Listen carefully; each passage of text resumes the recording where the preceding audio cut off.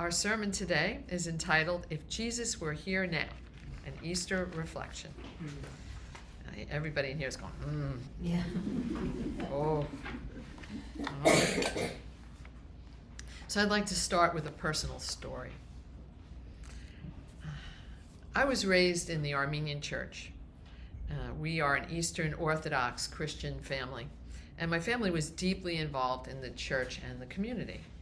My father, our father, was on the parish council, and he was also the head of the Sunday school. My brother and his wife Barbara, my brother Lionel and Barbara, were both Sunday school teachers. Actually, my sister-in-law was mine. So thank you, Barbara, for your positive influence. When I was around the age of 15, my father chose to leave the church. And the reason being is he had found at that time that the parish council was subversively working to remove the priest from his position. And my father found this not very Christ-like. So he left. And several years later, when we sat and spoke, he shared with me his thoughts on Christianity. And these were what he said. It doesn't matter, he said to me, if you go to church on Sunday or how you worship. He said to be a good Christian is to emulate the life of Jesus of Nazareth.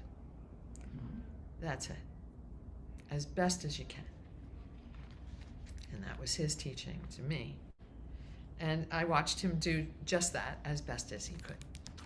That's how he walked the earth. So this Easter morning, I invite us to shift our focus from the story of the resurrection to the life of Jesus of Nazareth. Perhaps we can honor Jesus in a different way today. Not by asking what happened after his death, but asking what did he live for? What did he dedicate his life for and his breath for? And if he were here now, what would he say and do? If Jesus were here now, I don't think he'd be asking for worship. He never did. And while it's perfectly fine for people to choose to worship him, Jesus' actual message was something very different. He does not refer to himself as God. He refers to himself as the Son of Man. Jesus never once said, worship me, as I mentioned, but instead urges, follow me. In fact, he says it 13 times in the Gospels of the New Testament. 13 times, follow me. And he asks his followers to walk my way, walk as I've walked, live as I live. So what was the way of Jesus? Jesus' way was the way of radical compassion. The Gospel of Luke shares the story of Jesus returning to Nazareth at one point and entering a synagogue. And when he was in there, he started to share scripture. And he began stating that God loves the outcasts, he loves the widows, and he loves the lepers and the children. And in doing this, Jesus implied that those others in the temple were not treating people justly. And the people in the temple became enraged, and they drove Jesus out and to the edge of a cliff to drive him off the cliff. But somehow, Jesus turned and walked right through the crowd. And I think there's two teachings in this. And one is showing us the radical compassion of Jesus, speaking truth about compassion to people, even if they don't want to hear it. And secondly, is that there's something that happens to people sometimes if they let it marinate in them. If they hear truth and they're in the presence of love, eventually it starts to wake them up. It starts to make a change. And perhaps that was not a supernatural miracle that happened with Jesus that day. Perhaps the people started to awaken as they walked towards that cliff. Maybe when they got to that point, they said, what are we doing? Maybe. Jesus' way was the way of forgiveness. He said, forgive not 7 times, but 70 times 7. Forgive your enemies. He said, let your heart soften.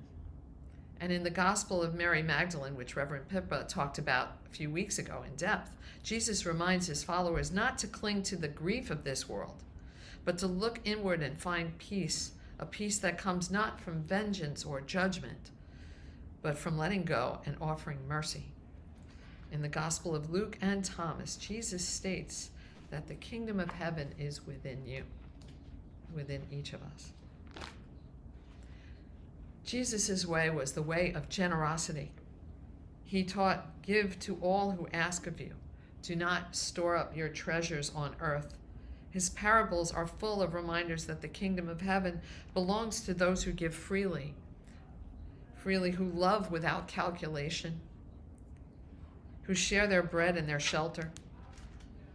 If Jesus were here now, he would welcome the stranger, feed the hungry, house the homeless, clothe the cold, and walk the world in a sense of the parable of the Good Samaritan. Jesus' way was the way of non-judgment. Let the one who without sin cast the first stone, he said to a crowd that was ready to execute a woman of accused of adultery. And he also said to take the plank out of your own eye before you remove the splinter from someone else's. Jesus' way was the way of kindness. Not a sentimental kindness, but a bold and grounded kindness. A kindness that says every person matters. Every person is worthy. Every person has a spark of the sacred in them. Black lives matter. Queer lives matter. Jews' lives matter. Palestinians' lives matter. All people's lives matter. But individually, every one of them. To recognize that every person's life matters. Pardon me? Jesus' way was the way of standing for justice. Jesus was an activist, a radical activist, which was why Rome crucified him. He bravely and without hesitation spoke truth to power, changing systems of oppression, injustice wherever he encountered them. Right? Yeah, I see a lot of nodding in here, nodding online. Yeah, all right. So if Jesus were here now, I could not help but be reminded of the brave words shared earlier this year by the very Reverend Bishop Marian Edgar Buddy at President Trump's inaugural prayer service. Her words to me sound very much like what the words would have been that might have came out of Jesus' mouth if he were here now. And she said, I ask you to have mercy upon the people of our country who are scared now. There are gay, lesbian, and transgender children in Democrat, Republican, and independent families, some who fear for their lives.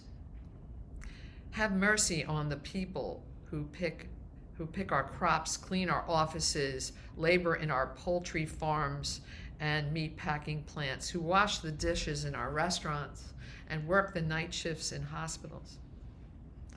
A vast majority of our immigrants are not criminals. They pay taxes and are good neighbors. Faithful members of our churches, mosques, synagogues, temples, and UU communities. Our God, she says, teaches us that we are to be merciful to the stranger, for we were all strangers in this land.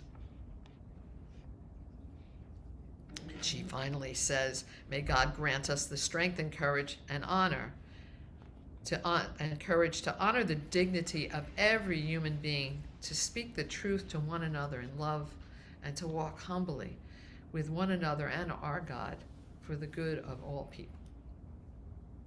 Sounds a little like what Jesus might have said if he were here now. Above all the ways of Jesus, this one was his final departing message to us in his time on earth. and it was his way of love.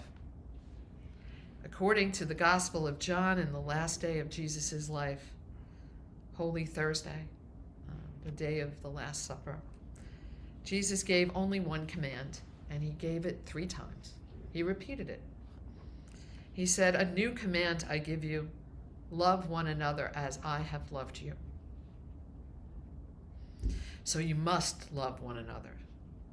And by this, everyone will know you're my disciples, if you love one another. Jesus was a Jew, and in many ways, a humanist. His teachings and actions were grounded not in personal gain or in heavenly reward, but in a deep, unconditional love for humanity. The good that Jesus did was an outpouring of compassion, a call to return to love, to wake up from the illusion of separation from one another or from the divine. Jesus was a man committed to love and justice. His mission was to awaken people to a higher consciousness of unity and compassion.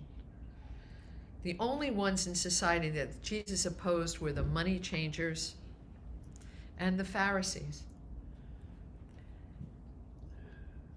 For they wielded power of hypocrisy and placed rigid legalism over the needs of human beings, over human need. If Jesus were here now, I believe he'd still be walking with the poor, sitting with the outcast, defending the oppressed, challenging the systems that harm. He'd be asking each of us not to look at him in awe, but to look around and to step up.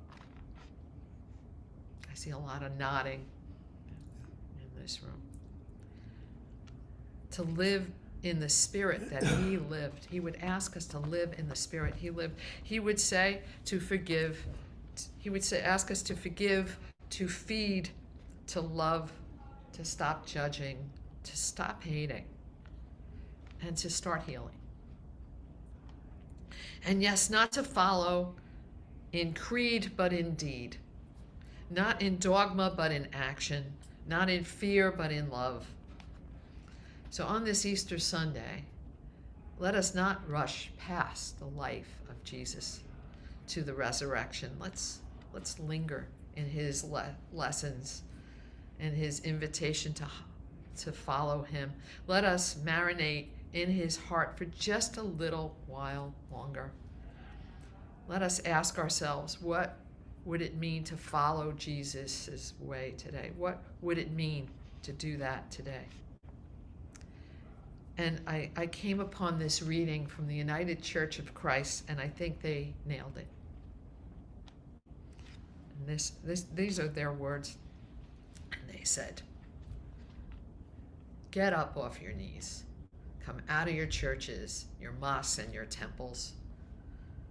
God can hear your prayers for peace, justice, and hope in this broken world just fine. While you're out creating peace, working for justice, and giving hope to this broken world." When are we finally going to realize that humanity is the solution to inhumanity? When will we finally understand that we are all drops in the same ocean, hurting together, healing together, hoping together? So don't just pray for hands to heal the hurting. Pray with hands that heal the hurting. Don't just pray for arms that help the helpless. Pray with arms that are helping the helpless. Don't just pray for feet to respond to need. Pray with feet that are responding to need. Don't just pray for someone to do something. Be someone who does something. Don't just pray for answers. Be the answer. So in closing, Easter doesn't need to be about the defeat of death. It can be about the renewal of life, the resurrection of compassion, the rising up of love again and again. That's the real miracle, is that love lives on, not in the tombs or in the temples, but in us. May it be so. Happy Easter. Just need a second to compose myself. Thank you, everyone. If you like this video, please like us on YouTube, subscribe to our YouTube channel, and click on the bell to be notified whenever we post a new video. Thank you.